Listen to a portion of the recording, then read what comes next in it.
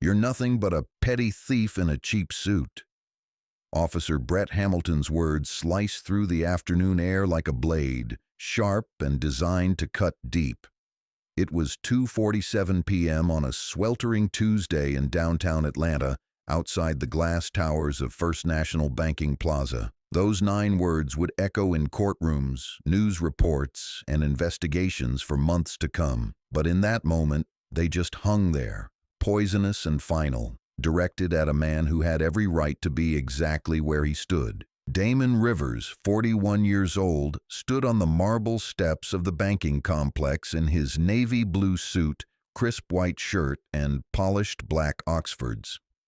He looked like what he was, a professional, a leader, a man who had earned his place in the financial world through decades of hard work and integrity. He didn't look like someone who belonged in handcuffs, but that's exactly where this story was heading. The call had come in at 2:31 p.m. Bank robbery in progress. Armed suspect, black male, approximately 40 years old, wearing a dark suit. The description was vague, the kind of generic profile that could fit thousands of men in any business district across America. But when Officer Hamilton arrived on the scene, his eyes locked onto Damon immediately, not because of evidence, not because of witness identification, but because Damon was black, in a suit, and standing near a bank. Hamilton stepped out of his patrol car with the swagger of a man who had never been wrong, even when he was. His hand rested on his service weapon, his jaw set in that familiar expression of predetermined guilt. He'd been a cop for 18 years, long enough to know better, experienced enough to understand the difference between suspicion and certainty. But experience hadn't taught him wisdom. It had only made him more confident in his prejudices. Damon was finishing a phone call with his deputy director when Hamilton approached. The conversation was about quarterly fraud statistics, budget allocations for the upcoming fiscal year, dry topics that would matter little in the next few minutes. He ended the call and slipped his phone into his jacket pocket, unaware that his life was about to change direction. "Excuse me, sir." Hamilton's voice carried that false politeness that often precedes aggression. "I need to ask you a few questions." Damon turned, his expression open and cooperative. "Of course, officer. How can I help you?" But Hamilton wasn't looking for help. He was looking for confirmation of what he'd already decided was true. "Where are you coming from?" he asked, his eyes scanning Damon's appearance with the kind of scrutiny reserved for suspects, not citizens. "I work here," Damon replied, gesturing toward the banking plaza. "I'm just finishing up some business." His tone was professional, patient, the same tone he used when dealing with difficult clients or nervous junior staff members. He had no reason to be defensive because he had nothing to defend against. Hamilton's expression hardened. "Work here doing what?" The question came loaded with disbelief, as if the idea of Damon working in this gleaming tower of finance was somehow impossible, somehow wrong. "I'm in financial crimes," Damon said simply. "I investigate fraud, money laundering, things like that." He didn't elaborate, didn't feel the need to prove himself to a stranger with a badge. That would turn out to be a mistake. "Financial crimes," Hamilton repeated the words like they tasted bitter. "You investigate financial crimes." His hand moved closer to his weapon. "Let me see some identification." Damon reached slowly for his wallet, the movement deliberate and visible. He'd had this conversation before, not often, but enough to know the script. He produced his driver's license and his federal credentials, the badge and ID that marked him as a senior investigator with the Financial Crimes Enforcement Network. The same credentials that gave him authority to investigate cases that crossed state lines, that put him in conference rooms with FBI agents and Treasury officials. That marked him as one of the good guys. Hamilton barely glanced at the credentials before handing them back. "These could be fake," he said dismissively. "Anyone can get fake badges made these days." The accusation hung in the air like smoke, choking out reason and replacing it with suspicion. "Officer, those are federal credentials," Damon said, his patience beginning to strain. "You can verify them with a simple phone call." His voice remained level, professional, but something in his tone had shifted. The cooperative citizen was becoming a man who understood he was being targeted. "Don't tell me how to do my job," Hamilton snapped. "I've got a robbery suspect fitting your exact description. You're coming with me until we get this sorted out." He reached for his handcuffs, the metal catching the afternoon sunlight like a promise of humiliation. That's when Jasmine Powell stepped out of the bank. She was 34, a senior loan officer who had worked with Damon on several fraud investigations. Her heels clicked against the marble as she approached, her expression shifting from confusion to alarm as she realized what was happening. "Officer, there's been a mistake," she called out. "This is Damon Rivers. He's one of our chief investigators. He works here." Her voice was clear, authoritative, the kind of voice that commanded attention in boardrooms and conference calls. Hamilton turned toward her with barely concealed irritation. "Ma'am, I need you to step back. This doesn't concern you." His tone was dismissive, the kind of dismissal he might give to a child interrupting an adult conversation. "It absolutely concerns me," Jasmine replied, moving closer. "You're about to arrest my colleague for a crime he didn't commit." She pulled out her phone, not to record, but to call building security, to get help, to do something to stop what felt like a train wreck in slow motion. "Put the phone down," Hamilton ordered. "Now." His voice had gone from dismissive to threatening, the shift so sudden it made both Damon and Jasmine freeze for a moment. "Officer Hamilton," Damon said, his voice still calm but carrying a new edge of authority. "I'm going to say this once. I am a federal financial crimes investigator. I work in this building. I have done nothing wrong, and you have no probable cause to detain me. I suggest you verify my credentials before this situation escalates unnecessarily." But Hamilton had already made his choice. The moment he saw Damon on those steps, he had decided who the good guys and bad guys were. Evidence was just an inconvenience. Credentials were just pieces of paper, and the word of witnesses was just noise interfering with his predetermined narrative. "Turn around and put your hands behind your back," Hamilton commanded, the handcuffs already in his grip. "You're under arrest for suspicion of bank robbery." The words came out mechanical, practiced, like he'd said them 1,000 times before to 1,000 different suspects who all looked the same to him. "This is insane," Jasmine said, her voice rising. "You can't just arrest someone because they fit a vague description." She moved closer, not threateningly, but with the urgency of someone watching an injustice unfold in real time. Hamilton wheeled on her.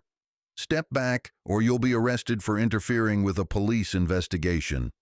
The threat was real, his hand moving toward his weapon in a gesture that made both Damon and Jasmine understand how quickly this could spiral completely out of control. Damon made a decision.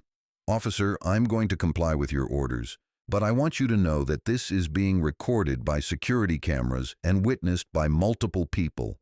I'm not resisting, I'm not fleeing, and I'm telling you again that I am a federal law enforcement officer. What you're doing right now will be reviewed by your superiors, by federal investigators, and by the courts." Hamilton stepped forward and grabbed Damon's wrist, twisting it behind his back with unnecessary force. "Save the speech for someone who cares," he said. The handcuffs clicked into place, metal against skin, the sound of presumed guilt overwhelming established innocence. Other people had begun to notice. Bank employees emerging from the building, pedestrians stopping on the sidewalk, the gathering crowd of witnesses that always seems to materialize when power is abused in public. Some pulled out phones, others just stared in stunned silence. A few called out questions that Hamilton ignored. Terrell Washington, 38, a security supervisor for the banking plaza, pushed through the crowd. He knew Damon well, had worked with him on several internal investigations, had seen his federal credentials dozens of times. "Officer," he called out, "there's been a serious mistake." Hamilton looked up from securing the handcuffs. "Who are you?" "I'm head of security for this building," Terrell replied. The man you're arresting is Damon Rivers, chief investigator for our financial crimes unit. He's not a suspect. He's law enforcement. I don't care if he's the mayor, Hamilton said. He matches the description of our robbery suspect, and until we sort this out at the station, he's coming with me. What description? Terrell asked, his voice sharp. Black man in a suit? That describes half the professionals in this building. Hamilton's face reddened. Are you interfering with my arrest? I'm trying to prevent you from making a career-ending mistake, Terrell replied.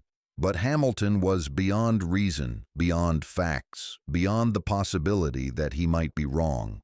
He guided Damon toward the patrol car, his grip tight on the handcuffs, his movements aggressive and unnecessary. The crowd followed, voices rising in protest, phones capturing every moment. This wasn't just an arrest anymore. It was a public spectacle, a moment that would be dissected and analyzed and replayed until everyone involved wished it had never happened. As Hamilton opened the rear door of the patrol car, Damon spoke one more time, his voice carrying over the noise of the crowd. Officer, in about 10 minutes, you're going to learn exactly who I am. When you do, remember this moment. Remember how you chose to treat an innocent man based on nothing but the color of his skin and your own assumptions. Hamilton shoved him into the back seat and slammed the door. Those are the words of a guilty man trying to intimidate me, he announced to no one in particular. The patrol car pulled away from the curb, leaving behind a crowd of shocked witnesses and a digital trail of evidence that would soon make this arrest the biggest mistake of Hamilton's career. But Damon Rivers wasn't just any financial crimes investigator. He wasn't just another professional in a suit who happened to be in the wrong place at the wrong time. As the patrol car wound through Atlanta traffic toward the precinct, Hamilton had no idea he had just arrested one of the most respected and well-connected law enforcement officials in the Southeast. The man in his backseat didn't just investigate financial crimes. He was the chief of the Regional Financial Crimes Unit, a federal agent with authority that extended across multiple states. A man whose phone contained direct numbers for FBI directors, Treasury officials, and federal judges. The radio crackled to life as they drove. All units, robbery suspect apprehended, suspect is in custody en route to Central Division for processing. Hamilton's voice was confident, satisfied, the tone of a job well done. But in the back seat, Damon was making mental notes. The time, the badge number he'd glimpsed, the patrol car number, the exact words that had been used. He wasn't angry yet. That would come later. Right now, he was in investigator mode, gathering evidence, building a case that would soon turn Hamilton from hunter to hunted. The patrol car pulled into the precinct parking lot at 3:17 p.m., exactly 30 minutes after the first 911 call that had started this entire disaster. Hamilton got out first, adjusting his duty belt with the swagger of a man who thought he'd just solved a major case. He opened the rear door and helped Damon out, his grip still unnecessarily tight, his manner still aggressive. "Book him for suspected bank robbery," Hamilton told the desk sergeant as they entered the building. "Hold him pending investigation." The desk sergeant, a 20-year veteran named Rebecca Cross, looked up from her paperwork. "What bank? What evidence?" Her questions were routine, the kind of basic inquiry that should have stopped this arrest before it started. "First National on Peachtree," Hamilton replied. "Anonymous tip. Suspect matched the description perfectly." The lies were coming easier now, each one building on the last, creating a narrative that existed only in his imagination. Anonymous tip? Damon spoke for the first time since entering the building. "Officer, there was no anonymous tip. There was no bank robbery. You arrested me because I was standing outside a bank while black." The words hit the building like a physical force. Conversation stopped. Other officers looked up. The casual atmosphere of routine police work suddenly felt charged with tension and the possibility of something going very, very wrong. "Shut up and face the wall," Hamilton ordered. But his voice had lost some of its earlier confidence. The surroundings were different now. This wasn't a street corner where his word was law. This was a police station filled with supervisors and federal liaisons and people who asked uncomfortable questions when things didn't add up. Rebecca Cross was one of those people. "Sir," she said to Damon, "I need to ask you some questions for booking. What's your full name and occupation?" "Damon Rivers, Special Agent, Financial Crimes Enforcement Network, badge number 2847. I'm currently assigned as Regional Chief for the Southeast Division." The words came out clear and professional, each syllable landing like a small explosion in the quiet booking area.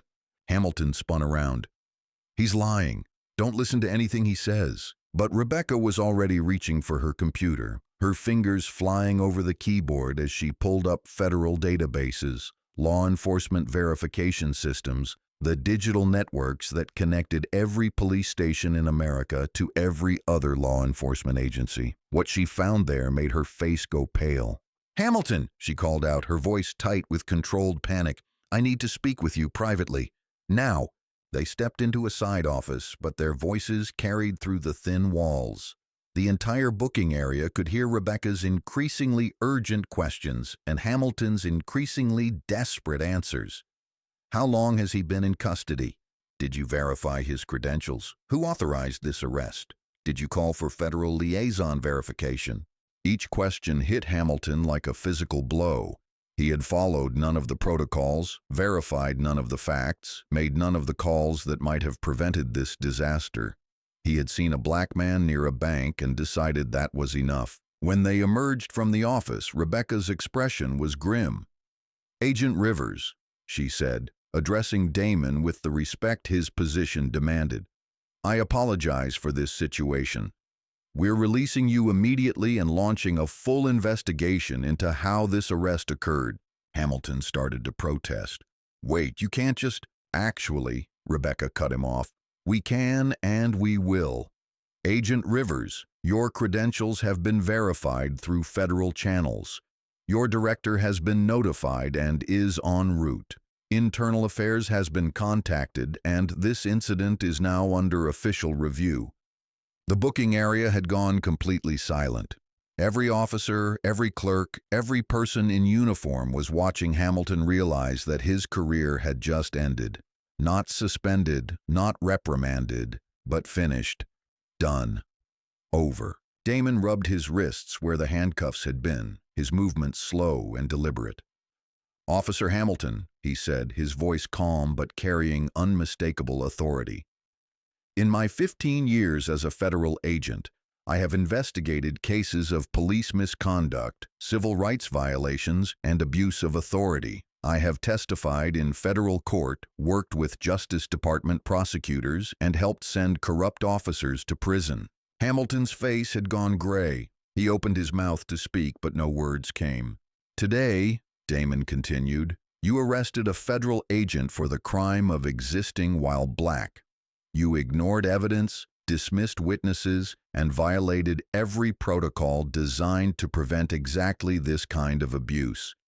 In about 10 minutes, this building is going to be filled with federal investigators, internal affairs officers, and probably some very angry supervisors who are going to want to know how their department became the subject of a federal civil rights investigation." The front door of the precinct burst open, and 3 people in dark suits walked in with the kind of purposeful stride that meant official business and serious consequences. The first was Director Janet Coleman, head of the Southeast Financial Crimes Division. The second was Agent Alex Morrison, a federal civil rights investigator. The third was Deputy Chief Thomas Rodriguez, Internal Affairs, Atlanta Police Department. Hamilton looked around the room like a trapped animal, finally understanding that there was no way out, no excuse that would save him, no story that would make this go away. Director Coleman walked directly to Damon. "Agent Rivers, are you all right?" "Physically, yes," Damon replied. "Professionally, I'm angry. Personally, I'm disgusted. This officer arrested me based on nothing but racial profiling and refused to verify my credentials, even when multiple witnesses identified me as a federal agent." Director Coleman turned to Deputy Chief Rodriguez. "Tom, we've got a federal agent illegally detained by one of your officers. This isn't just misconduct, It's a civil rights violation with federal implications. Rodriguez nodded grimly. The officer will be suspended immediately pending investigation. Agent Morrison, I assume the Justice Department will be opening its own inquiry. Already in progress, Morrison replied. This arrest was captured on multiple security cameras and witnessed by dozens of people. We have more than enough evidence for federal charges if we choose to pursue them. Hamilton finally found his voice. This is all a misunderstanding, he said desperately. I was responding to a robbery call. I followed proper procedures. Agent Morrison pulled out a tablet and began reading. Officer Hamilton, at 2:47 p.m. you arrested Agent Rivers without probable cause. You failed to verify his federal credentials. You ignored witness testimony from bank employees and security personnel. You made no attempt to confirm the robbery report that allegedly prompted your response. He looked up from the tablet. There was no robbery report, Officer Hamilton. We've checked. No calls, no alarms, no reports of any kind. The silence that followed was the sound of a career ending, a pension evaporating, and a man finally understanding the consequences of his actions. Hamilton looked around the room one more time, searching for sympathy, for support, for anything that might save him from what was coming next. He found nothing but disgusted faces and disappointed colleagues who were already calculating how this incident would affect their own careers and their department's reputation. Deputy Chief Rodriguez stepped forward. Officer Hamilton, you're suspended without pay pending the outcome of multiple investigations. Turn in your badge, weapon, and credentials immediately. You'll be escorted from the building and advised of your rights regarding potential criminal charges. As Hamilton fumbled with his badge, his hands shaking with the realization of what he'd lost, Damon spoke one final time. Officer, when I stood on those steps this afternoon, I was just a man finishing his workday. You turned me into a symbol of everything wrong with American policing. You had a choice to protect and serve or to assume an attack.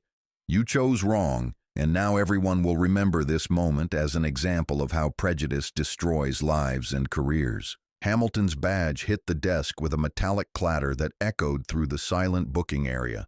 The sound of authority being stripped away, of power being revoked, of justice finally arriving, even if it came too late to prevent the humiliation and violation that had already occurred. As Hamilton was escorted from the building by internal affairs officers, Damon straightened his tie and prepared to face the media circus that was already gathering outside.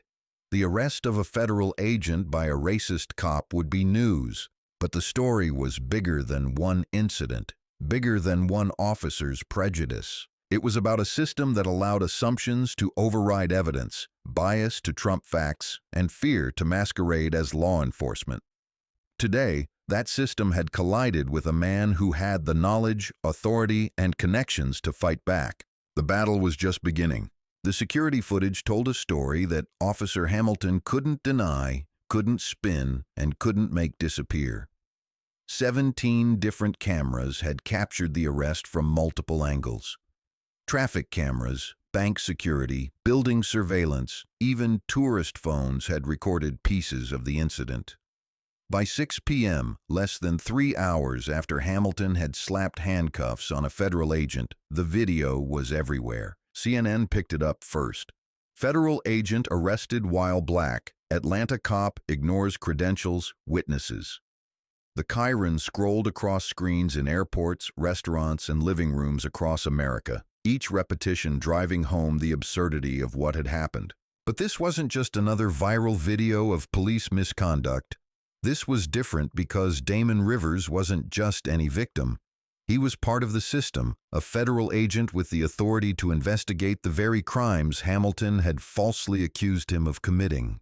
The irony was lost on no one, especially not the reporters who began digging into both men's backgrounds. What they found was a study in contrasts that read like a morality play about modern American policing. Damon Rivers, born in Birmingham, Alabama in 1982, graduated summa cum laude from Morehouse College with a degree in criminal justice, master's degree in financial crimes investigation from George Washington University, 15 years with the Financial Crimes Enforcement Network. commendations from the Treasury Department, FBI, and Justice Department, expert testimony in over 200 federal cases, published researcher on racial bias in financial crime prosecution, married father of 2, volunteer youth mentor, deacon at his church. Officer Brett Hamilton, born in Marietta, Georgia in 1979.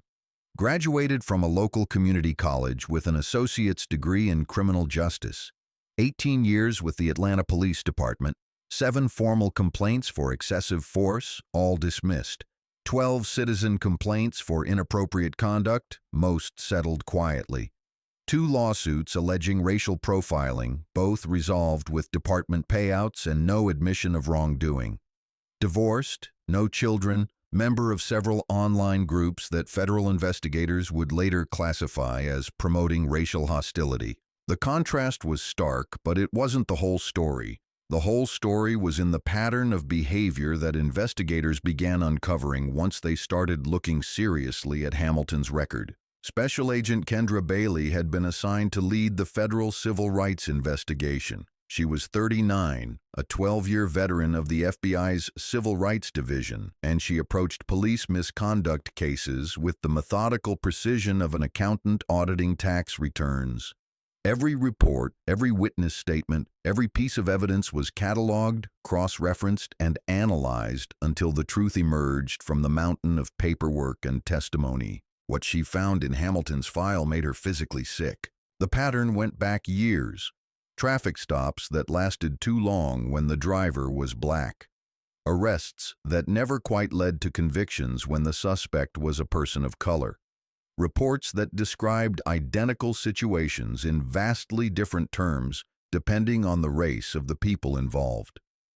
Hamilton had been profiling citizens for his entire career, but he'd been careful about it, smart about it, systematic in a way that made each individual incident seem defensible while the overall pattern revealed something much darker. Agent Bailey's first interview was with Jasmine Powell, the bank loan officer who had witnessed Damon's arrest. They met in a federal building conference room, the kind of sterile environment where truth was extracted through careful questioning and patient listening. "Tell me what you saw," Bailey said, her voice gentle but professional. Jasmine sat forward in her chair, her hands clasped tightly together. "I saw a police officer decide that a black man in a suit was automatically suspicious. Mr. Rivers wasn't doing anything wrong. He was finishing a phone call, probably work-related, and Officer Hamilton approached him like he was already guilty of something." "Did Mr. Rivers resist or act aggressively in any way?" "Not at all. If anything, he was more patient than I would have been. He showed his credentials, he remained calm even when Hamilton accused him of carrying fake identification. He tried to de-escalate the situation until it became clear that Hamilton wasn't interested in facts." Bailey made notes, but she was also studying Jasmine's body language, listening to the tone of her voice, measuring the weight of her words. Witness testimony could be unreliable, colored by emotion or prejudice or simple misremembering. But Jasmine's account was consistent, detailed, and supported by physical evidence that couldn't be argued away. "In your professional opinion," Bailey continued, "was there anything about Mr. Rivers' behavior that would have justified police attention?" Jasmine shook her head firmly. "He was dressed professionally, he was in a place where he had every right to be, and he was conducting legitimate business. The only thing that made him stand out was his race. And that's not a crime. The phrase hung in the air between them. That's not a crime. It should have been obvious, indisputable, a basic principle of American justice. But Hamilton's arrest of Damon Rivers proved that for some officers, being black in America was still treated as inherently suspicious. Bailey's next interview was with Terrell Washington, the security supervisor who had tried to intervene during the arrest. Terrell was a 15-year veteran of corporate security, a former police officer himself who had left law enforcement because, as he put it, "I got tired of working with people who saw enemies instead of citizens." Officer Hamilton ignored multiple witnesses who identified Agent Rivers as a federal investigator, Terrell told Bailey. "I showed him my security credentials, I explained that I knew Agent Rivers personally, and Hamilton treated me like I was part of some conspiracy. The man had made up his mind before he ever got out of his patrol car. What do you think motivated his behavior? Terrell was quiet for a long moment. Agent Bailey: I've been in security and law enforcement for over 20 years. I've worked with hundreds of cops, good ones and bad ones. Hamilton isn't just a bad cop. He's a racist cop, and there's a difference. Bad cops make mistakes, take shortcuts, and let the job make them cynical. Racist cops look at citizens and see different categories of people who deserve different levels of treatment. Bailey had heard similar assessments before, but Terrell's background gave his opinion more weight. This wasn't an activist or a victim speaking. This was a professional with extensive law enforcement experience who was making a clinical diagnosis of a colleague's behavior. The investigation expanded quickly. Bailey's team pulled Hamilton's arrest records for the past 5 years and found a pattern so clear it could have been used as a training manual on how to racially profile suspects without getting caught. Black suspects were more likely to be charged with resisting arrest. Latino suspects were more likely to have their vehicles searched. White suspects were more likely to receive warnings instead of citations for identical violations. The numbers didn't lie, but numbers alone weren't enough for federal prosecution. Bailey needed witnesses, victims, people who had been harmed by Hamilton's bias and were willing to testify about it. That's when she found Gregory Coleman. Gregory was 28, a software engineer who had been stopped by Hamilton 2 years earlier while driving through a predominantly white neighborhood. The traffic stop had lasted 45 minutes, included a vehicle search that found nothing illegal, and ended with a citation for failure to maintain lane that Gregory's lawyer later proved was impossible given the street configuration where the stop occurred. I knew it was about race, Gregory told Bailey during their interview. But what was I supposed to do?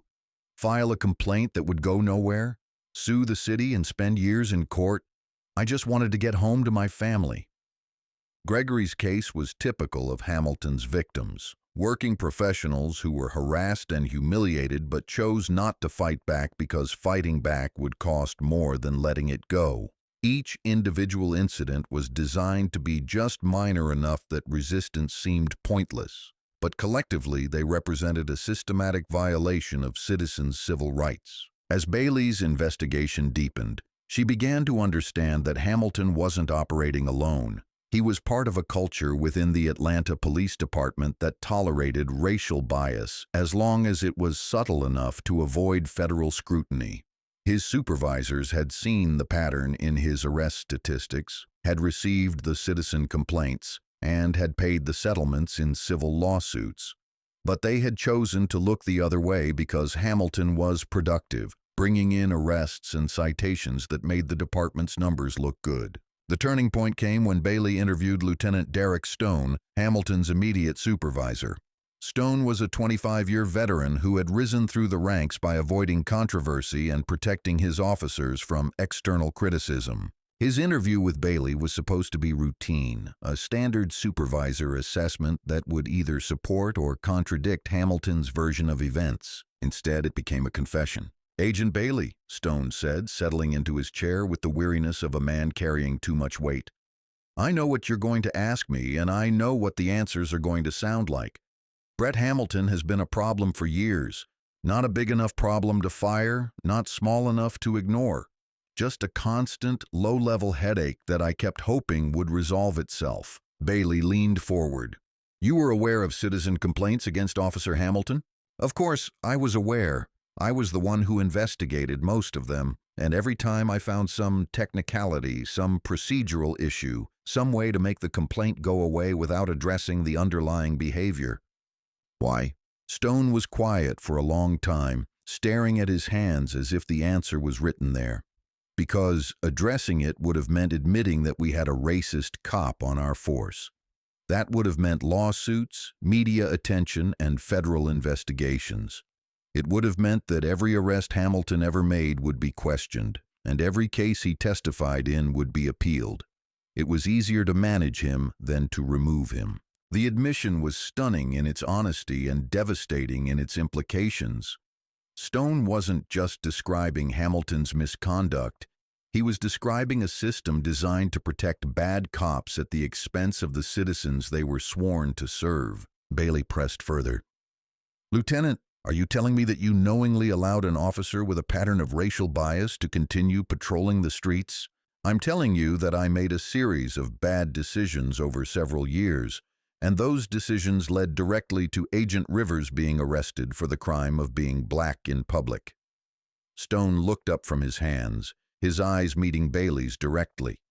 "I'm also telling you that I'm ready to testify to all of this in federal court if it means preventing other officers from following the same path."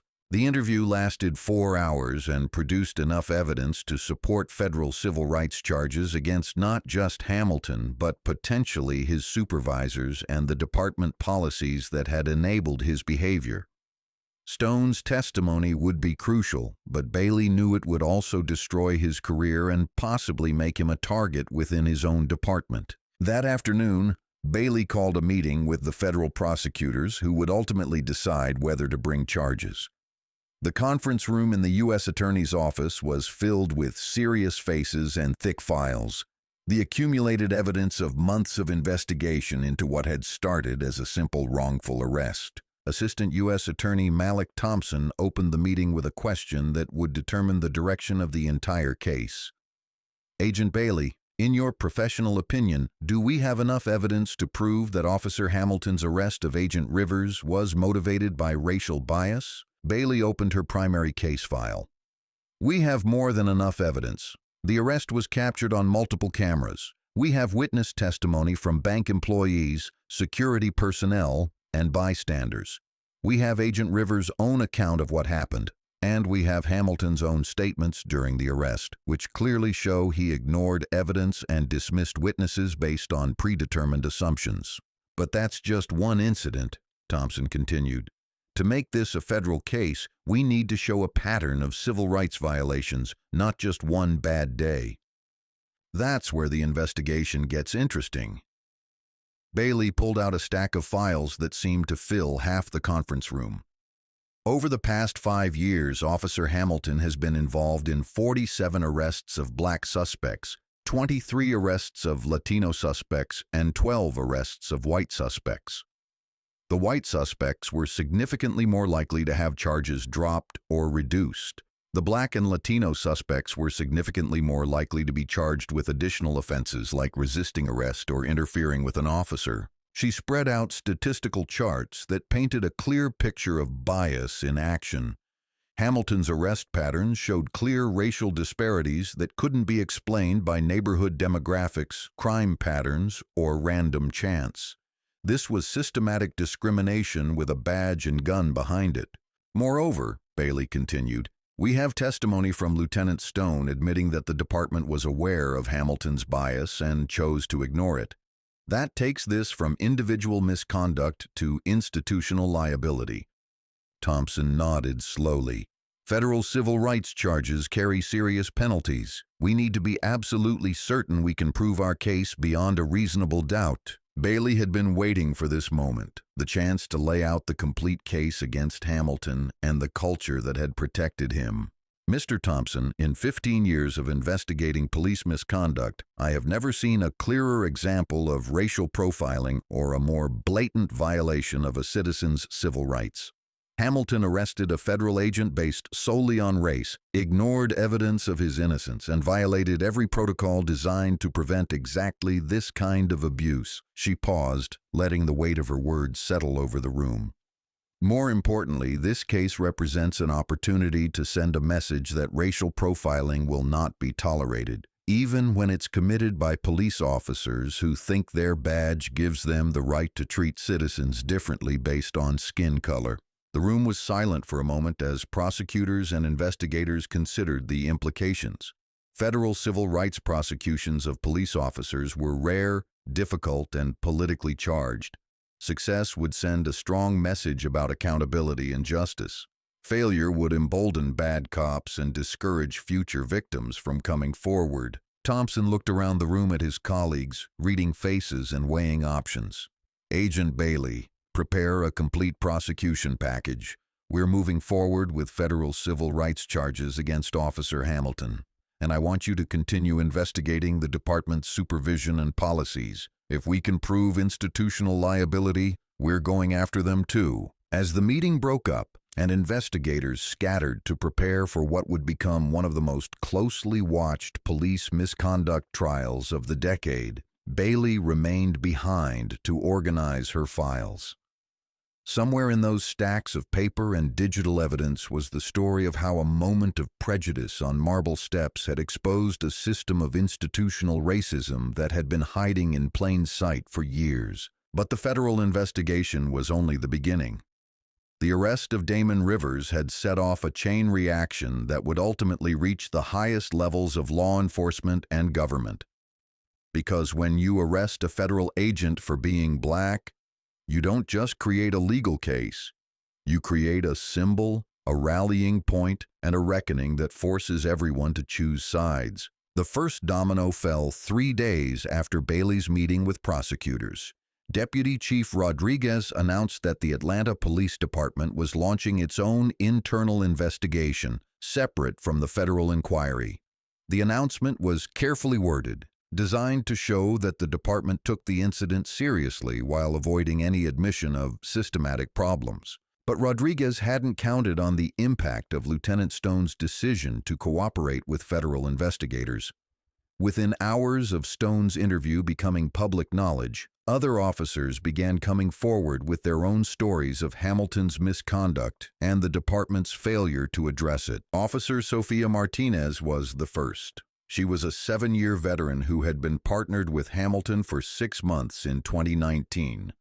Her statement to internal affairs investigators was damning in its simplicity and devastating in its implications. Officer Hamilton consistently treated black and Latino suspects differently than white suspects, Martinez told investigators. He was more aggressive during stops, more suspicious of explanations, and more likely to escalate situations unnecessarily. When I tried to address his behavior, he told me I was too soft and needed to learn how to read people properly. What did he mean by reading people? The internal affairs investigator asked. Martinez hesitated, then decided to tell the truth that she'd kept hidden for 3 years. He said some people were naturally more criminal than others, and you could tell by looking at them. He said experience had taught him to trust his instincts about who was dangerous and who wasn't. When I pointed out that his instincts seemed to correlate strongly with race, he accused me of being politically correct and said that political correctness would get me killed on the streets. The interview continued for 2 hours, with Martinez describing incident after incident where Hamilton's racial bias had affected his policing decisions. Traffic stops that became interrogations when the driver was black. Searches that found nothing but were justified as officer safety when the suspect was Latino. Arrests that seemed designed more to humiliate than to uphold the law. Martinez wasn't the only officer with stories to tell. Detective Ashley Turner had worked several cases with Hamilton and had watched him treat black witnesses with suspicion while accepting white witnesses' statements without question. Sergeant Jordan Kim had received multiple complaints from community members about Hamilton's behavior, but had been told by supervisors that Hamilton was a productive officer who shouldn't be micromanaged. Each new statement added another layer to the picture of systematic bias that federal investigators were building. This wasn't about one bad cop having one bad day. This was about a culture that had normalized racial profiling, protected officers who engaged in it, and punished those who tried to speak out against it. The media attention intensified as more details emerged. National news networks sent their top correspondents to Atlanta. Civil rights organizations announced protests and called for federal intervention. Legal experts appeared on talk shows to debate the implications of arresting a federal agent and the likelihood of successful prosecution. But the most powerful voice in the growing chorus of outrage belonged to Damon Rivers himself. His first public statement came exactly 1 week after his arrest at a press conference held outside the federal courthouse in Atlanta. He walked to the podium in the same navy suit he'd been wearing when Hamilton arrested him, a deliberate choice that reminded everyone of the absurdity of treating professional attire as evidence of criminality. "My name is Damon Rivers," he began, his voice carrying the authority that came from 15 years of federal law enforcement experience. "Last Tuesday afternoon, I was arrested by Officer Brett Hamilton for the crime of being black in public. I was handcuffed, humiliated, and detained despite showing federal credentials and having multiple witnesses verify my identity and my right to be where I was." The crowd of reporters, activists, and federal officials listened in complete silence as Rivers continued. "But this isn't really about me.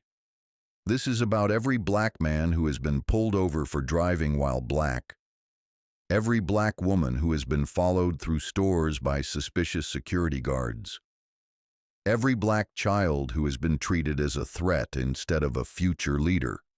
Officer Hamilton didn't just arrest me.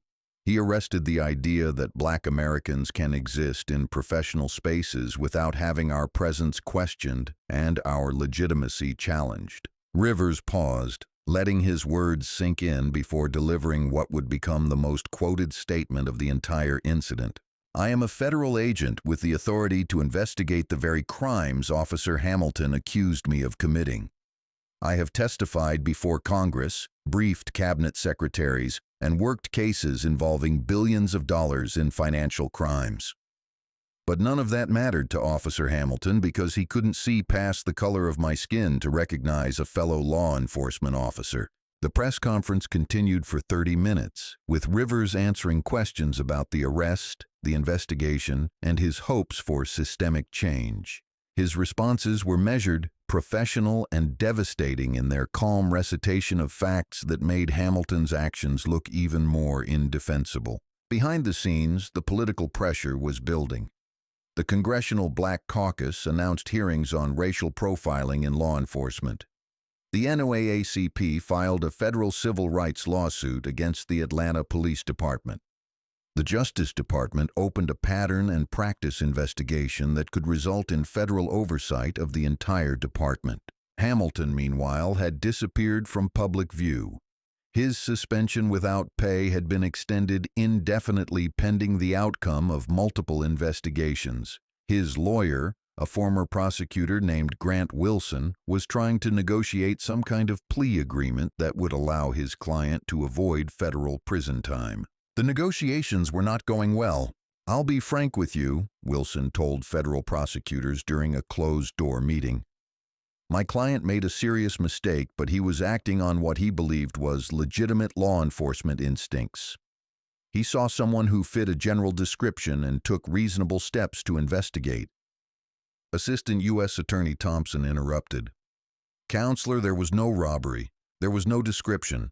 There was no legitimate law enforcement reason for your client to approach Agent Rivers, let alone arrest him." Wilson tried a different approach.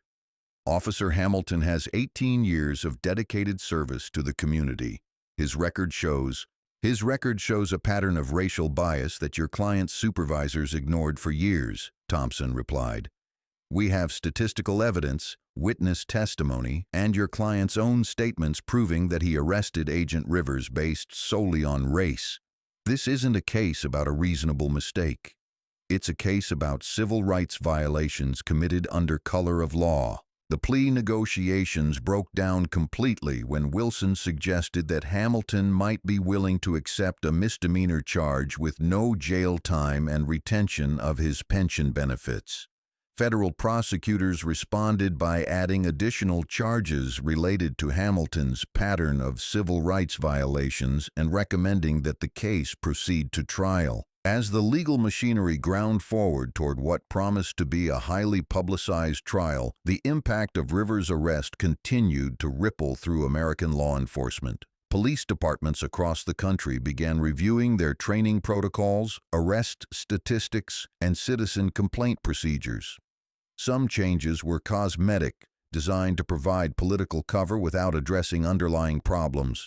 But others were substantial, driven by chiefs who understood that the Rivers case had created a new standard of accountability that they needed to meet. The Atlanta Police Department found itself under intense scrutiny from every direction. Federal investigators were examining patterns of misconduct.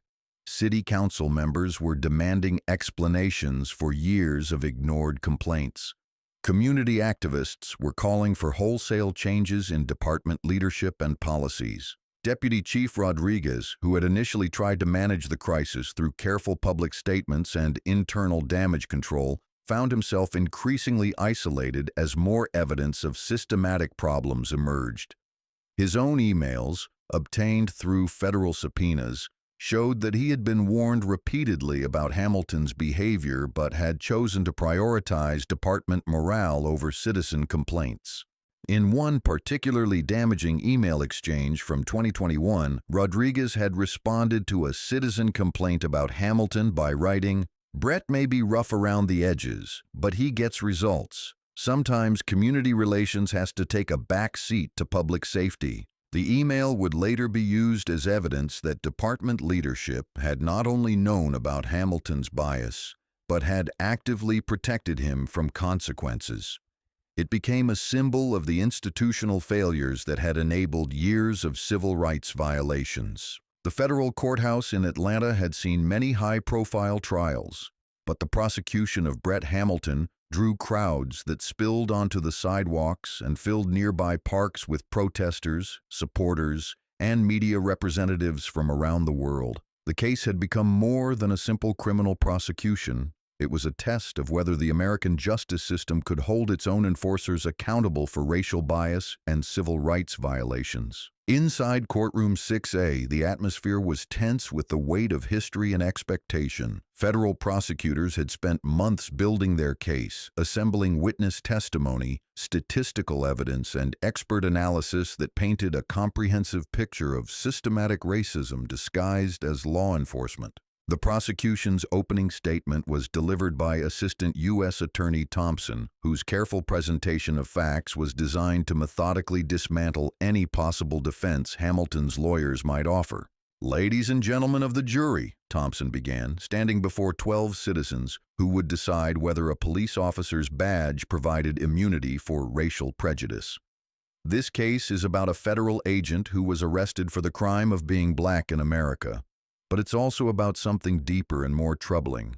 It's about a police officer who saw a black man in a business suit and automatically assumed he was a criminal." Thompson walked over to a large screen where security footage from the arrest was already queued up. "In a few minutes, you're going to watch Officer Brett Hamilton approach Agent Damon Rivers outside a bank in downtown Atlanta.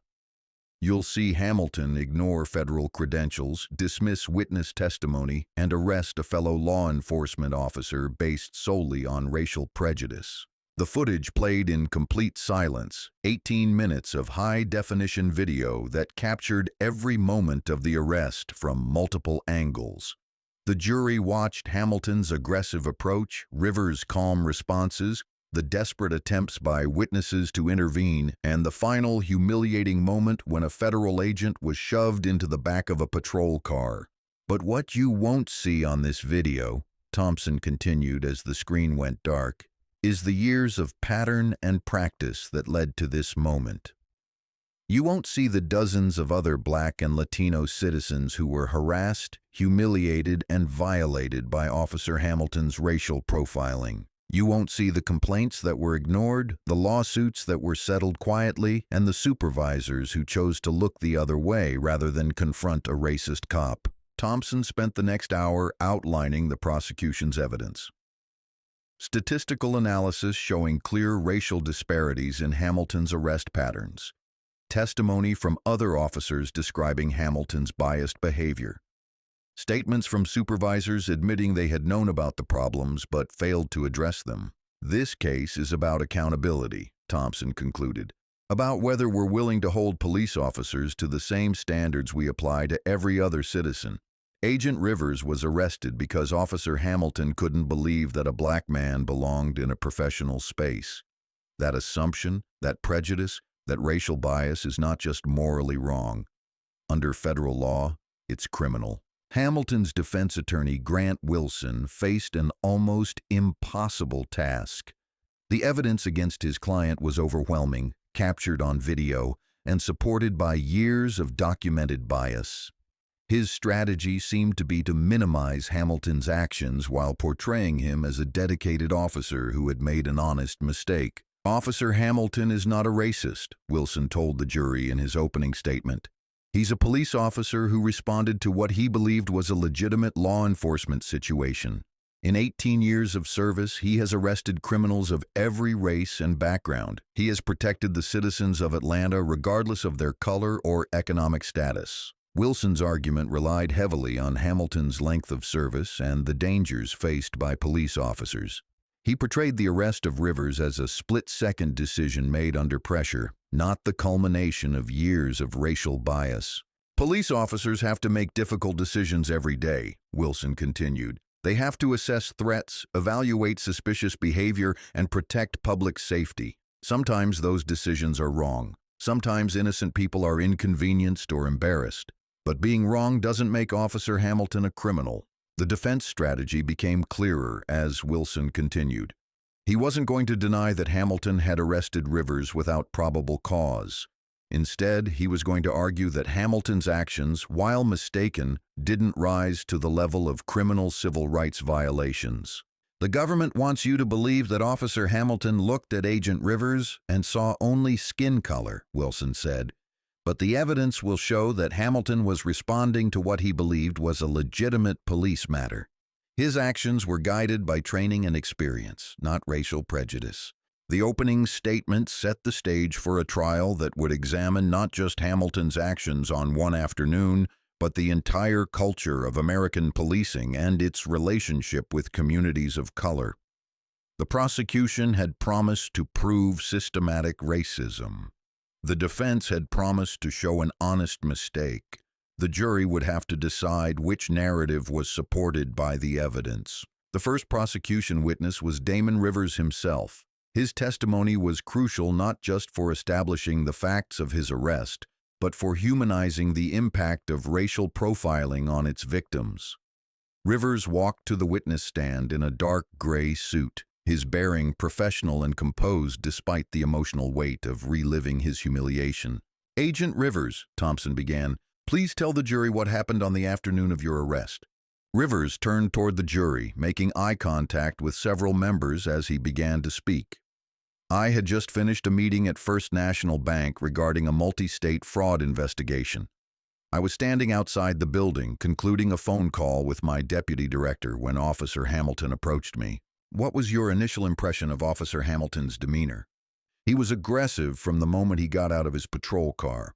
He approached me like I was already guilty of something, not like he was conducting a routine inquiry.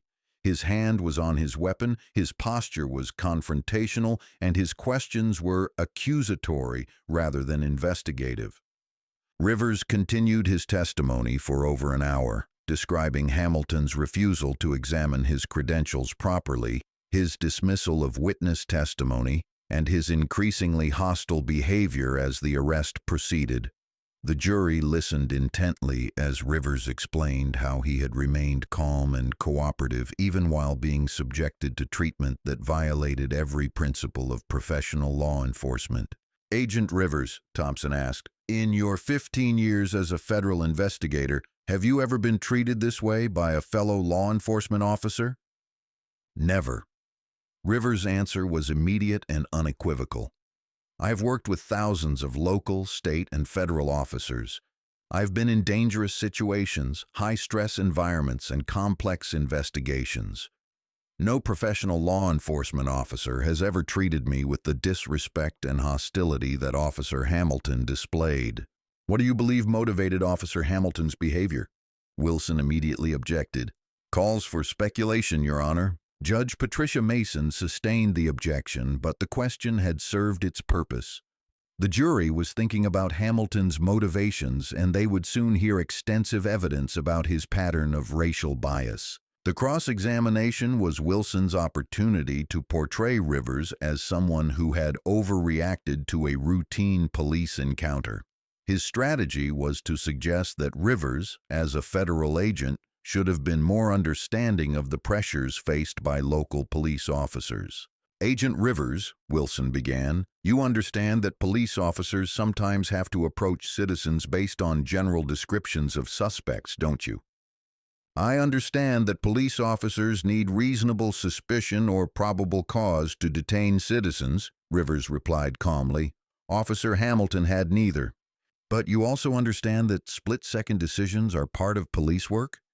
I also understand that professional law enforcement requires officers to evaluate evidence and adjust their behavior as new information becomes available.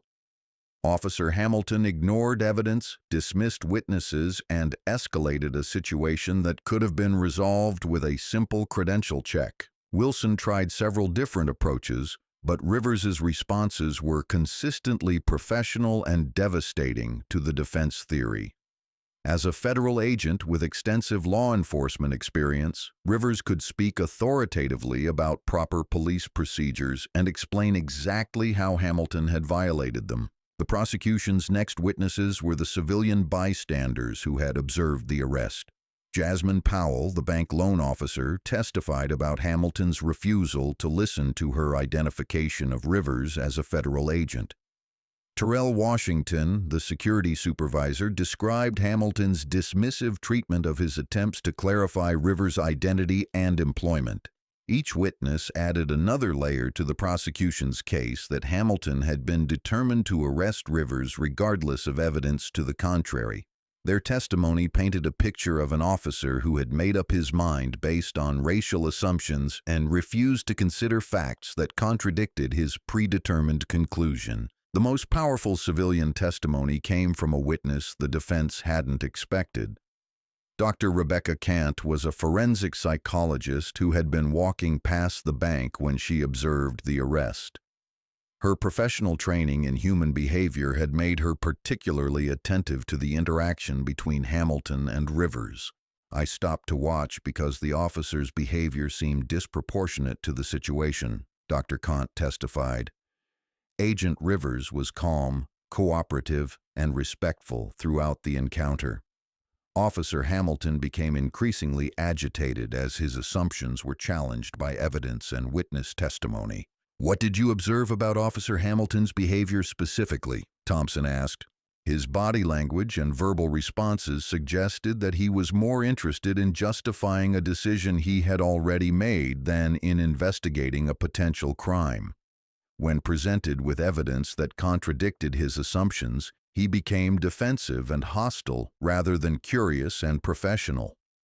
Dr. Kant's testimony was particularly damaging because it came from a trained observer with no personal relationship to either party. Her clinical analysis of Hamilton's behavior supported the prosecution's argument that racial bias, not legitimate law enforcement concerns, had motivated the arrest. The prosecution then shifted to establishing Hamilton's pattern of racial profiling through statistical evidence and testimony from other officers. Agent Bailey took the stand to present her analysis of Hamilton's arrest patterns over a 5-year period. Agent Bailey, Thompson asked, what did your analysis of Officer Hamilton's arrest data reveal? Bailey turned toward the jury with the confidence of someone presenting irrefutable scientific evidence. Over a 5-year period, Officer Hamilton arrested 47 black suspects, 23 Latino suspects, and 12 white suspects. When we controlled for neighborhood demographics, crime patterns, and patrol assignments, the disparities were statistically significant and could not be explained by legitimate law enforcement factors. She presented charts and graphs that made the racial bias unmistakable. Black suspects arrested by Hamilton were 60% more likely to be charged with resisting arrest. Latino suspects were 45% more likely to have their vehicles searched. White suspects were 40% more likely to have charges dropped or reduced.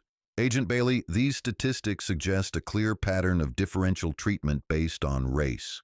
In your professional opinion, what accounts for these disparities? The patterns are consistent with conscious or unconscious racial bias affecting law enforcement decisions. Officer Hamilton was treating citizens differently based on their race, not on their behavior or the evidence of criminality.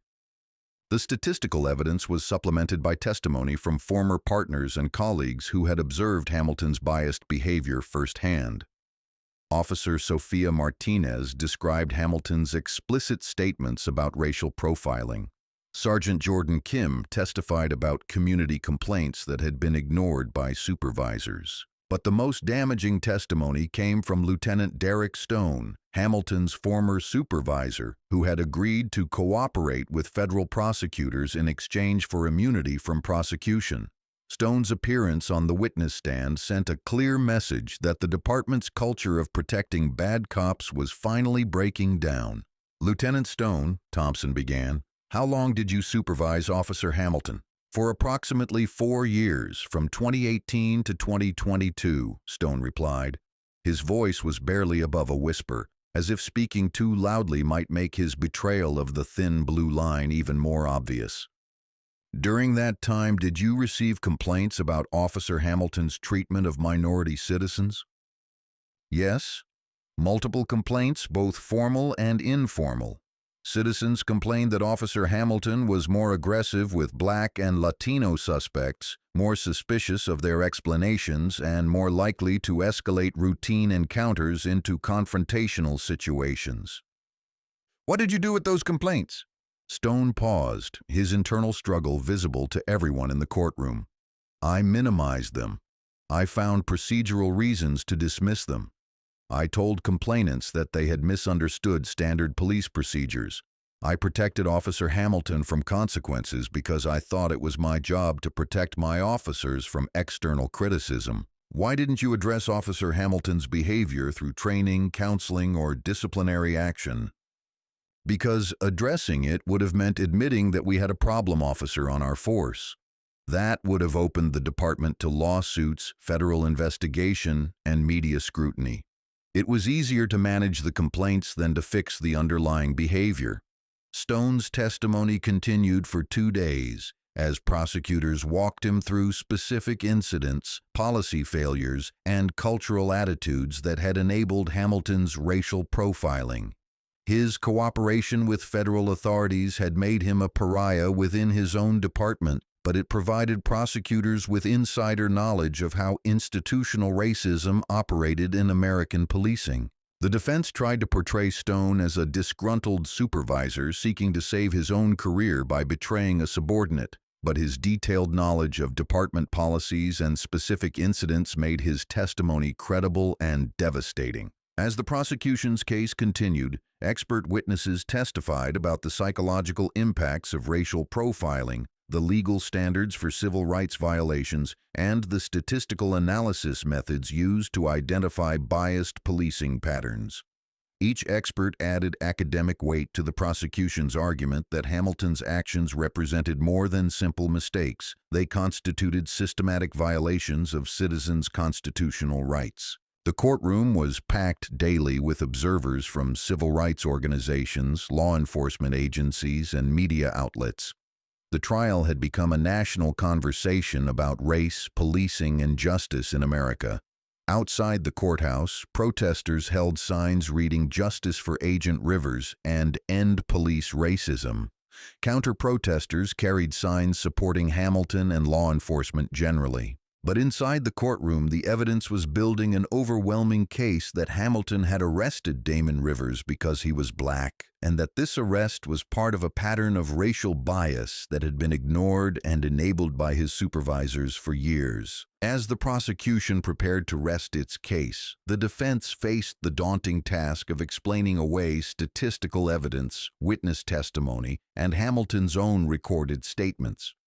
Wilson's strategy seemed to be shifting toward arguing that even if Hamilton's actions were wrong, they didn't meet the legal standard for criminal civil rights violations. The prosecution's final witness was a surprise that would devastate any remaining credibility Hamilton might have had with the jury. Zara Mitchell was a 26-year-old teacher who had been stopped by Hamilton 6 months before the Rivers arrest. Her encounter had been captured on Hamilton's body camera, and the footage revealed behavior that was even more explicitly racist than his treatment of Rivers. "Ms. Mitchell," Thompson asked, Please describe your encounter with Officer Hamilton. Mitchell took a deep breath before beginning her testimony. I was driving home from school when Officer Hamilton pulled me over for allegedly speeding. When he approached my car, he immediately asked if the vehicle was stolen. When I showed him my license and registration, he asked if I could afford the car payments on a teacher's salary. What happened next? He made me get out of the car so he could search it. He said I was nervous and that nervous people usually had something to hide. He searched my purse, my school bags, even my lunch containers. He found nothing illegal, but he kept telling me that he knew I was hiding something.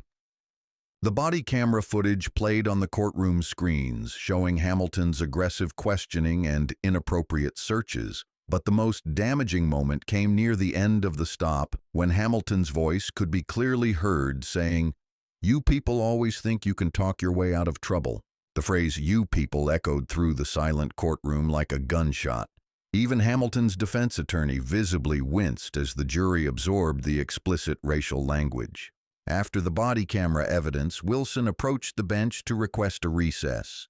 He needed time to convince his client to accept a plea agreement because the trial was no longer about whether Hamilton was guilty, but about how severe his punishment would be.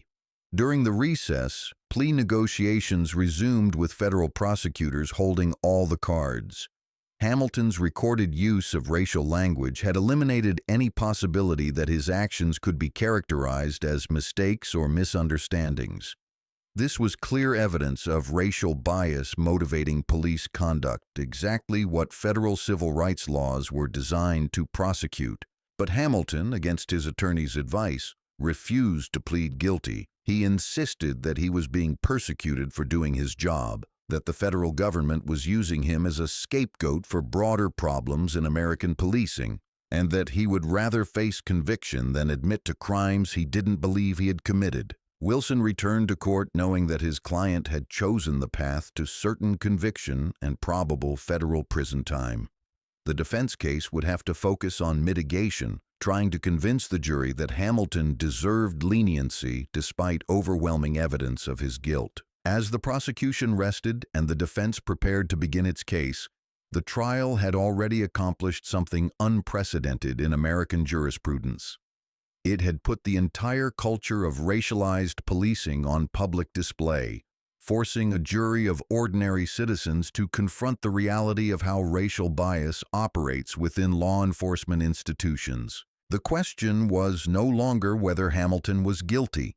The question was whether his conviction would mark the beginning of meaningful accountability for police officers who violated citizens' civil rights, or whether it would remain an isolated example that changed nothing about the systemic problems it had exposed. The defense case began with character witnesses, retired police officers, and community members who testified about Hamilton's years of service and his dedication to public safety.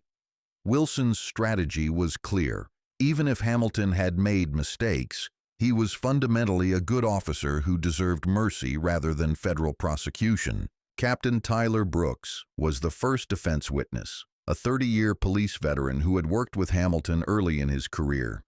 His testimony was designed to establish Hamilton as a committed officer who had earned respect from his colleagues and superiors. "Officer Hamilton was one of the most dedicated patrolmen I ever supervised," Brooks testified. "He worked overtime without complaint, volunteered for difficult assignments, and always backed up his fellow officers when situations got dangerous." Wilson walked Brooks through Hamilton's commendations, his arrest statistics, and his reputation within the department. The testimony was effective in humanizing Hamilton, but it couldn't address the central issue of racial bias that federal prosecutors had proven through statistical analysis and recorded evidence. On cross-examination, Thompson methodically dismantled the character testimony by focusing on what Brooks hadn't observed or hadn't chosen to report. "Captain Brooks," Thompson began, "were you aware that Officer Hamilton had received 12 citizen complaints for inappropriate conduct?" "I may have been aware of some complaints," Brooks replied carefully, "but complaints are common in police work. Most officers receive complaints that turn out to be unfounded." Were you aware that 11 of those 12 complaints came from Black or Latino citizens? I wouldn't remember the specific demographics of complainants, Brooks said, but his discomfort was obvious to everyone in the courtroom. Thompson continued pressing. Were you aware that statistical analysis shows Officer Hamilton arrested Black suspects at rates significantly higher than other officers in similar patrol areas? Statistics can be misleading, Brooks responded. Different officers work different neighborhoods, respond to different types of calls. Captain, did you ever observe Officer Hamilton making racially insensitive comments or treating citizens differently based on their race?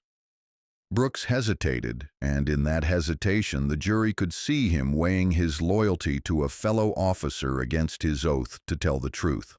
I may have heard comments that were inappropriate, but I didn't consider them evidence of bias. Officers sometimes use language that reflects frustration rather than prejudice. What kind of language? Thompson pressed. Brooks looked toward Hamilton, then back at Thompson. Comments about certain communities being more prone to criminal behavior, generalizations about cultural attitudes toward law enforcement, the kind of talk that happens in locker rooms but doesn't necessarily reflect how an officer treats people on the street. The admission was devastating. Brooks had just confirmed that Hamilton regularly made racist comments, that other officers were aware of his bias, and that supervisors had chosen to ignore warning signs that should have led to intervention or discipline. Wilson tried to rehabilitate his witness by returning to Hamilton's arrest record and his reputation for officer safety, but the damage was done. Brooks' testimony had actually strengthened the prosecution's case by confirming that Hamilton's racial bias was well known within the department and had been systematically ignored. The defense's next witnesses were community members who had positive interactions with Hamilton over the years, a store owner who thanked Hamilton for extra patrols during a spate of break-ins, an elderly woman whose purse Hamilton had recovered after a robbery, a school principal who praised Hamilton's work with a community policing program. Each witness spoke genuinely about Hamilton's positive contributions, but their testimony highlighted the selective nature of his professionalism. Hamilton could be courteous and helpful to some citizens while being hostile and aggressive to others. The difference, as federal prosecutors had proven, correlated strongly with race. The most problematic defense witness was Hamilton's former partner, Detective Kyle Morrison, whose testimony was supposed to show that Hamilton's aggressive policing was applied equally to all suspects regardless of race.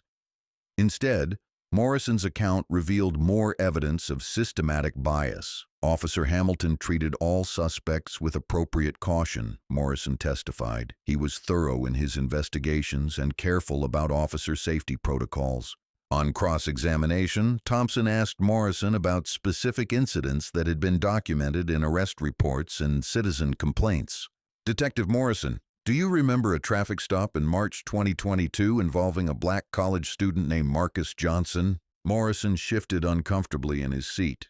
I remember the stop, but I don't recall all the details. Thompson displayed the arrest report on the courtroom screens. According to this report, Mr. Johnson was stopped for a broken taillight and ended up being arrested for resisting arrest and possession of drug paraphernalia. Do you recall what the drug paraphernalia was? Morrison read from the report reluctantly. A small plastic bag with white residue. The substance tested negative for illegal drugs, didn't it? Yes, the lab report showed it was baking soda. So Mr. Johnson was arrested for possessing a bag of baking soda? The arrest was for resisting arrest primarily, Morrison replied, but his answer sounded weak even to himself. What did Mr. Johnson do that constituted resisting arrest? According to the report, he questioned why he was being detained and asked to call his father. So asking questions and requesting to contact family members constituted resisting arrest in Officer Hamilton's judgment? Morrison had no good answer. The arrest report spoke for itself, revealing another example of Hamilton escalating a routine traffic stop into a confrontational arrest when the subject was Black. Thompson continued with similar examples, walking Morrison through case after case where Hamilton had found reasons to arrest or cite Black suspects for minor infractions that were typically handled with warnings when white citizens were involved. By the time Morrison left the witness stand, Wilson realized that his own witnesses were providing more evidence of Hamilton's bias than the prosecution had presented. Each defense witness who tried to minimize Hamilton's misconduct ended up confirming details that supported federal civil rights charges. The turning point came when Wilson called Dr. Amanda Foster, a police training expert who was supposed to testify that Hamilton's actions reflected standard law enforcement practices rather than racial bias. Dr. Foster had extensive experience in police procedures and use-of-force analysis, and Wilson hoped her expertise would provide Hamilton with an academic defense. "Dr. Foster," Wilson began, "based on your review of the evidence in this case, were Officer Hamilton's actions consistent with standard police training and procedures?" Dr. Foster had reviewed hundreds of pages of reports, watched hours of video evidence, and analyzed Hamilton's arrest patterns. Her answer was not what Wilson expected. "Mr. Wilson, I have to say that Officer Hamilton's behavior toward Agent Rivers violated every principle of professional law enforcement that I teach in police academies. He failed to properly examine credentials, he ignored witness testimony, and he escalated a situation that should have been resolved through simple verification procedures." Wilson looked stunned. "But Dr. Foster, police officers have to make split-second decisions under pressure." "This wasn't a split-second decision," Dr. Foster interrupted. "Officer Hamilton had multiple opportunities to verify Agent Rivers' identity and status. He chose not to because he had already decided that a black man in a business district was inherently suspicious. The expert witness Wilson had hoped would exonerate his client instead delivered what amounted to a professional condemnation of Hamilton's conduct." Dr. Foster continued her testimony by explaining how proper police procedures would have handled the situation and how Hamilton's actions violated basic civil rights protections. "Moreover," Dr. Foster added, "when I examined Officer Hamilton's arrest patterns over several years, I found disparities that cannot be explained by legitimate law enforcement factors. This suggests systematic bias in his policing decisions." Wilson tried to limit the damage by restricting Dr. Foster's testimony to the specific incident involving Rivers, but Thompson's cross-examination allowed her to elaborate on the broader pattern of misconduct that federal investigators had uncovered. "Dr. Foster, in your expert opinion, what motivated Officer Hamilton's treatment of Agent Rivers?" "Racial bias," she replied without hesitation. "Officer Hamilton saw a black man and assumed criminality. When evidence contradicted his assumptions, he chose to ignore the evidence rather than revise his assumptions." "Have you seen similar patterns in other cases of police misconduct?" "Unfortunately, yes. Racial profiling remains a persistent problem in American law enforcement, and Officer Hamilton's behavior fits established patterns of bias-motivated policing." Wilson's decision to call Dr. Foster as a witness had backfired completely. Instead of providing academic cover for Hamilton's actions, she had given the jury an expert analysis that supported federal prosecution and condemned Hamilton's conduct as both unprofessional and illegal. As the defense case crumbled, Wilson made one final attempt to save his client by calling Hamilton himself to testify. It was a desperate strategy, but Wilson hoped that Hamilton's own words might generate some sympathy from jurors who had heard days of testimony about his misconduct. Hamilton took the stand wearing his dress uniform, his medals and commendations visible to the jury. Wilson began by asking about his years of service, his commitment to public safety, and his family background. Hamilton spoke earnestly about his desire to protect citizens and serve his community. "Officer Hamilton," Wilson asked, "when you approached Agent Rivers on that afternoon, what was going through your mind?" "I was responding to what I believed was a legitimate law enforcement situation," Hamilton replied. "I saw someone who fit a general description of a suspect, and I took appropriate steps to investigate." "Did you arrest Agent Rivers because of his race?" "Absolutely not. I arrested him because he fit the description of a robbery suspect and because his behavior seemed evasive when I asked him questions." The testimony might have been effective if it hadn't been contradicted by Hamilton's own recorded statements and the testimony of multiple witnesses. Thompson's cross-examination was devastating in its simplicity. "Officer Hamilton," Thompson began, "what robbery were you investigating when you arrested Agent Rivers?" Hamilton paused, realizing he had walked into a trap. There had been no robbery report, no suspect description, no legitimate law enforcement justification for the arrest. "I was responding to general concerns about suspicious activity in the area," Hamilton replied weakly. "What specific suspicious activity?" Hamilton couldn't answer because there hadn't been any. His arrest of Rivers had been motivated entirely by racial assumptions, not legitimate police work. Thompson continued methodically destroying Hamilton's credibility by playing audio recordings of his statements during the arrest and comparing them to his testimony. The contradictions were obvious and multiple. "Officer Hamilton, during Agent Rivers' arrest, you were recorded saying, 'You people always think you can talk your way out of trouble.' What did you mean by 'you people'?" Hamilton's face flushed red. "I was referring to suspects who try to avoid responsibility for their actions." "So when you said 'you people,' you were referring to suspects in general, not to black people specifically?" "That's correct." Thompson pulled out a transcript and approached the witness stand. "Officer Hamilton, I'm showing you a transcript of your body camera audio from a traffic stop 6 months before the Rivers arrest. You said to the driver, and I quote, 'You people always have an excuse for everything.' The driver in that case was also black. Were you referring to suspects in general in that instance as well?" Hamilton realized he had been caught in a lie, but doubling down seemed to be his only option. "Yes, that's correct. And this traffic stop from 8 months earlier," Thompson continued, producing another transcript. "You told a Latino driver, 'You people need to learn to follow the law.' Another reference to suspects in general?" Hamilton's credibility was evaporating with each question.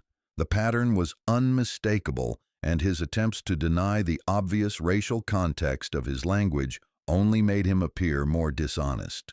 "Officer Hamilton, in your 18 years of police work, can you provide a single example of you using the phrase 'you people' when addressing a white suspect or citizen?" Hamilton sat in silence for nearly a minute, searching his memory for an example that didn't exist. His inability to answer spoke louder than any words. Thompson's cross-examination lasted 3 hours and left Hamilton looking dishonest, biased, and completely unprepared to defend his actions. Wilson's decision to put his client on the stand had turned into a disaster that sealed Hamilton's conviction. The defense rested with Wilson making a brief argument that even if Hamilton's actions were wrong, they didn't meet the federal standard for criminal civil rights violations. It was a weak conclusion to a case that had been lost from the moment the first witness testified. Thompson's closing argument was a masterpiece of legal advocacy that tied together weeks of testimony into a coherent narrative about institutional racism and individual accountability. "Ladies and gentlemen," Thompson began, "you have heard evidence that would be shocking if it weren't so familiar. You have seen how racial bias operates in American law enforcement, how it's protected by supervisors, and how it destroys the lives of innocent citizens." He walked over to a timeline displayed on the courtroom wall, showing Hamilton's pattern of biased arrests over 5 years. "This case isn't about one bad day or one honest mistake. This is about a police officer who spent years treating black and Latino citizens as inherently suspicious while treating white citizens as inherently trustworthy." Thompson pointed to statistical charts showing arrest disparities. "The numbers don't lie. Officer Hamilton arrested black suspects at rates that cannot be explained by crime patterns, neighborhood demographics, or legitimate law enforcement factors. He arrested Agent Rivers because he was black, and he would have arrested any other black man who had the audacity to exist in a professional space." The prosecutor's voice rose as he approached the climax of his argument. "Agent Damon Rivers is a federal law enforcement officer who has dedicated his career to fighting crime and protecting citizens. But Officer Hamilton couldn't see past the color of his skin to recognize a fellow officer. He saw blackness and assumed criminality." Thompson paused. letting his words resonate through the packed courtroom. If a federal agent with credentials and witnesses can be arrested for being black in public, what protection do ordinary citizens have? If we don't hold Officer Hamilton accountable for this clear violation of civil rights, we're telling every racist cop in America that their badge gives them immunity to act on their prejudices. The closing argument continued for an hour, with Thompson systematically reviewing the evidence and explaining how Hamilton's actions met every element of federal civil rights violations. He concluded with a powerful call for accountability. Justice isn't about revenge or punishment for its own sake. Justice is about ensuring that no other citizen has to endure what Agent Rivers experienced. Justice is about sending a message that racial profiling will not be tolerated, even when it's committed by police officers who think their badges make them immune from consequence. Wilson's closing argument was competent but hopeless. He argued that Hamilton had made an honest mistake, that police officers deserved the benefit of the doubt in difficult situations, and that federal prosecution was excessive for what amounted to poor judgment rather than criminal intent. But Wilson's arguments couldn't overcome the overwhelming evidence of racial bias that had been presented over weeks of testimony. Hamilton's own words, captured on audio and video recordings, had convicted him more effectively than any prosecutor could. The jury deliberated for 6 hours before returning with verdicts that would send shockwaves through law enforcement agencies across America. On all counts related to civil rights violations, they found Hamilton guilty. On charges related to deprivation of rights under color of law, guilty. On federal conspiracy, charges related to his pattern of biased policing, guilty. As the verdicts were read, Hamilton showed no emotion, but his family members in the gallery wept openly. The conviction meant federal prison time, the loss of his pension, and permanent disqualification from law enforcement work. Judge Mason scheduled sentencing for 6 weeks later, but legal experts were already predicting that Hamilton would receive one of the harshest sentences ever imposed on a police officer for civil rights violations. The evidence of systematic bias and the high-profile nature of the case demanded a sentence that would deter other officers from similar conduct. Outside the courthouse, Damon Rivers spoke to a crowd of reporters and activists who had followed the trial for weeks. His words were measured and professional, but they carried the weight of vindication and the promise of systemic change. Today, justice was served, Rivers said. But this verdict is just the beginning. Officer Hamilton's conviction sends a message that police officers are not above the law, that racial profiling will be prosecuted to the full extent of federal authority, and that the civil rights of all citizens will be protected regardless of the color of their skin. Rivers paused as the crowd erupted in applause. But we cannot be satisfied with one conviction. The evidence presented in this trial exposed a culture of racial bias that extends far beyond Officer Hamilton. Supervisors who ignored complaints, policies that enabled discrimination, and training that failed to address implicit bias all contributed to the violation of my rights and the rights of countless other citizens. The crowd listened intently as Rivers outlined his vision for reform. We need federal oversight of police departments that show patterns of racial bias. We need mandatory bias training for all officers. We need citizen review boards with real authority to investigate complaints. And we need federal prosecutors who are willing to hold bad cops accountable for their actions. Rivers concluded with a personal reflection that resonated far beyond the immediate crowd. 6 months ago, I was arrested for being black in America. Today, the officer who arrested me was convicted of violating my civil rights. That progression from victim to victor happened because good people refused to accept injustice, because federal investigators did their jobs professionally, and because a jury of citizens chose accountability over solidarity. But the real victory won't come from this conviction alone. It will come when police officers across America understand that their duty is to serve and protect all citizens equally, regardless of race or economic status.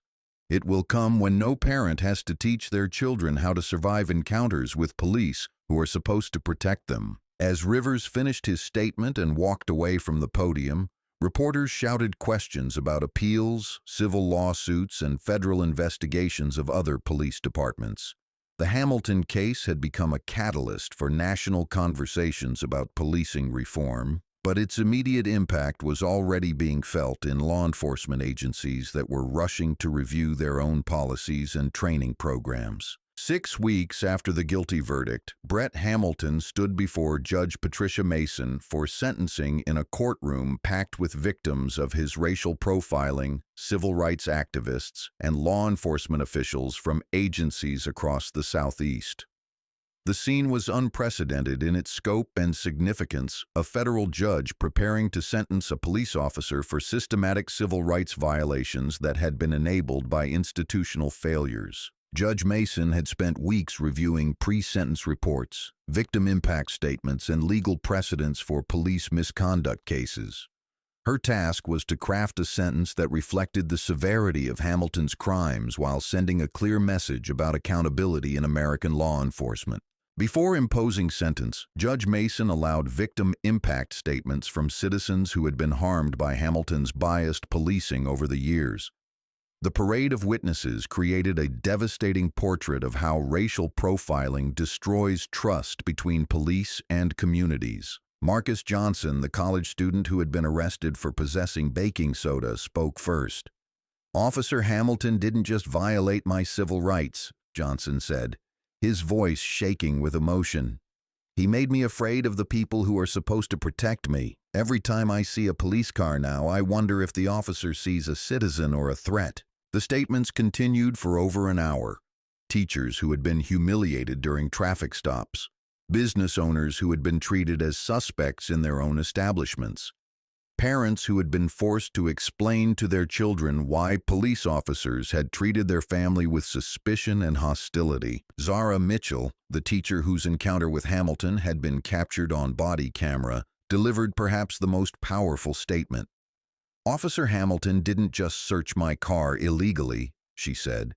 "He searched my dignity, my sense of safety, my belief that justice was possible in America. His conviction helps restore that belief, but it can't undo the damage he caused to my faith in the system." When the victim statements concluded, Assistant U.S. Attorney Thompson rose to address sentencing.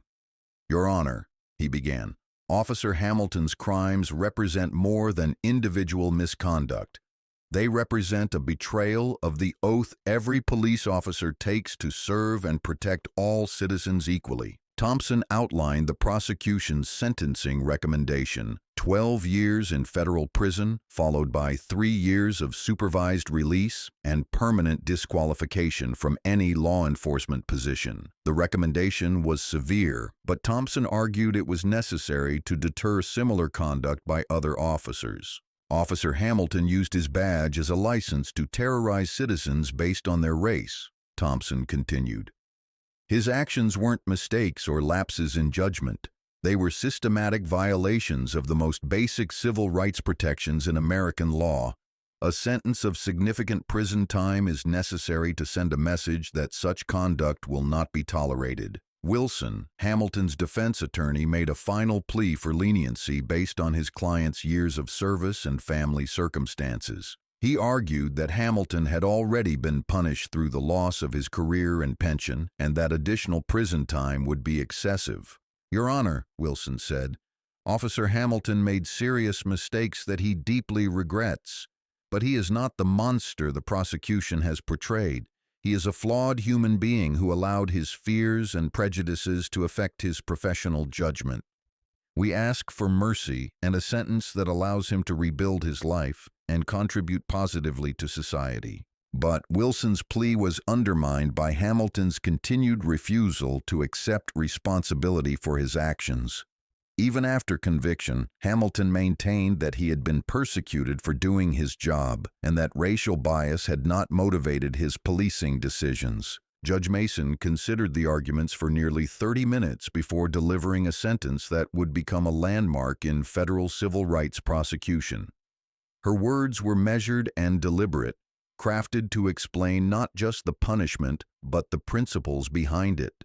"Mr. Hamilton," Judge Mason began, You were sworn to protect and serve all citizens of Atlanta equally. Instead, you used your authority to harass and intimidate citizens based on their race. You treated blackness as evidence of criminality and dismissed the dignity and rights of people you were supposed to protect. She paused, letting her words settle over the silent courtroom. Your conviction on federal civil rights charges reflects the jury's conclusion that your actions were not mistakes but systematic violations of the constitutional protections that define American justice. The evidence showed a pattern of racial bias that you displayed over years of police work, culminating in the arrest of a federal agent whose only crime was being black in a professional setting. Judge Mason announced Hamilton's sentence, 10 years in federal prison, followed by 3 years of supervised release and lifetime disqualification from any law enforcement position. She also ordered Hamilton to pay restitution to his victims and to perform 1,000 hours of community service upon his release, specifically working with organizations that combat racial bias. The sentence was one of the harshest ever imposed on a police officer for civil rights violations, reflecting both the severity of Hamilton's crimes and the broader message Judge Mason wanted to send about accountability in law enforcement. This sentence, Judge Mason concluded, is not just about punishment. It's about deterrence, about sending a clear message to every police officer in America that racial profiling will be prosecuted to the fullest extent of federal law. It's about ensuring that no other citizen experiences what Agent Rivers and the other victims experienced at your hands. As Hamilton was led away in handcuffs to begin serving his federal sentence, the courtroom erupted in applause from civil rights advocates and Hamilton's victims. But the real impact of the case was already being felt in police departments across the country, where chiefs and supervisors were scrambling to review policies, training programs, and oversight mechanisms. The ripple effects of the Hamilton case extended far beyond one officer's conviction. Within months, the Justice Department announced pattern and practice investigations of 12 police departments that showed statistical evidence of racial bias in arrests and traffic stops. Federal prosecutors began reviewing thousands of cases involving officers with histories of citizen complaints and biased policing patterns. The Atlanta Police Department, facing federal oversight and the humiliation of having one of its officers convicted of civil rights violations, implemented sweeping reforms designed to prevent future incidents. All officers were required to complete extensive bias training. Body cameras became mandatory for all patrol officers. Citizen complaint procedures were overhauled to ensure independent investigation of misconduct allegations. Deputy Chief Rodriguez, whose emails had revealed his knowledge of Hamilton's bias, was forced to retire as part of a negotiated settlement with federal authorities. His replacement, Chief Elena Vasquez, was brought in from outside the department with a specific mandate to reform the culture that had enabled Hamilton's misconduct. Chief Vasquez's first public statement set the tone for the department's transformation. The conviction of Officer Hamilton represents a failure of leadership, training, and accountability that will not be repeated under my command, she announced. We will rebuild this department's relationship with the communities we serve, and we will demonstrate through our actions that every citizen deserves equal treatment under the law. But perhaps the most significant long-term impact of the Hamilton case was its effect on federal civil rights prosecution of police misconduct. The successful conviction, despite Hamilton's denial of racial motivation and the traditional difficulties of proving intent in bias cases, established new precedents for holding officers accountable. Attorney General Sarah Kant announced the creation of a specialized unit within the Justice Department devoted exclusively to investigating and prosecuting police civil rights violations. The unit would be staffed by experienced prosecutors and FBI agents with specific training in racial bias cases and police misconduct investigations. We cannot rely on local authorities to police themselves when it comes to civil rights violations, Attorney General Kant said during the unit's launch ceremony. Federal law enforcement has a duty to protect citizens from those who would abuse their authority, and we will fulfill that duty with the full resources of the Justice Department. The specialized unit began operations with a caseload of over 200 potential civil rights violations referred by FBI field offices across the country. Many of the cases involved patterns of racial profiling similar to Hamilton's conduct, suggesting that his behavior was representative of broader problems in American policing rather than an isolated incident. Damon Rivers, meanwhile, had become an unlikely spokesman for police reform and civil rights advocacy. His calm professionalism during the trial and his measured calls for systemic change had made him a respected voice in national conversations about law enforcement accountability. Rivers used his platform to advocate for specific policy changes that could prevent future incidents like his arrest. He testified before Congress about the need for federal standards in police training, mandatory bias testing for law enforcement officers, and independent oversight of police departments with histories of civil rights violations. The arrest that was intended to humiliate me has instead become a catalyst for change, Rivers said during his congressional testimony. But we cannot be satisfied with symbolic victories. We need structural reforms that address the root causes of racial bias in policing, not just the symptoms. Rivers' advocacy efforts led to the introduction of federal legislation requiring bias training for all law enforcement officers, establishing national standards for police accountability, and creating federal funding incentives for departments that demonstrated measurable improvements in community relations. The legislation faced political opposition, but the Hamilton case provided compelling evidence that federal intervention was necessary to protect civil rights. Supporters argued that local authorities had proven incapable of self-regulation, pointing to Hamilton's years of unchecked misconduct as evidence that federal oversight was essential. 1 year after Hamilton's conviction, Rivers returned to the marble steps where his arrest had occurred. The occasion was the dedication of a civil rights memorial recognizing victims of police misconduct and celebrating those who had fought for accountability and justice. Standing before a crowd of several thousand people, Rivers reflected on the journey from victim to advocate that had begun with Hamilton's prejudice and ended with a federal conviction that changed American law enforcement. This memorial represents more than remembrance, Rivers said. It represents resolve to ensure that no citizen is treated as suspicious simply because of their race, resolve to hold police officers accountable for their actions, resolve to build a justice system that truly provides justice for all. He gestured toward the building where he had been finishing a phone call when Hamilton approached with handcuffs and assumptions. 1 year ago, I stood on these steps as a federal agent conducting legitimate business. Officer Hamilton saw a black man and assumed criminality.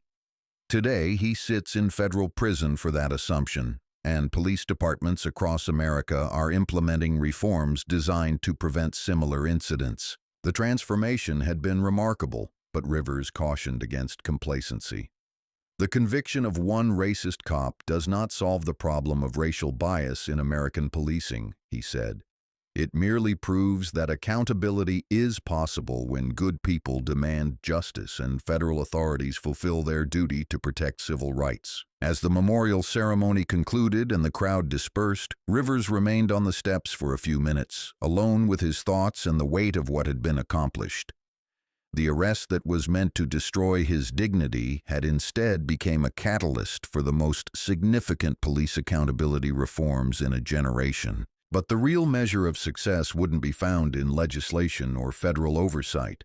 It would be found in the daily interactions between police officers and citizens, in traffic stops that ended with warnings instead of arrests, in encounters where skin color didn't determine treatment, and in communities where children could trust the people sworn to protect them. The Hamilton case had proven that change was possible, but it had also revealed how much work remained to be done.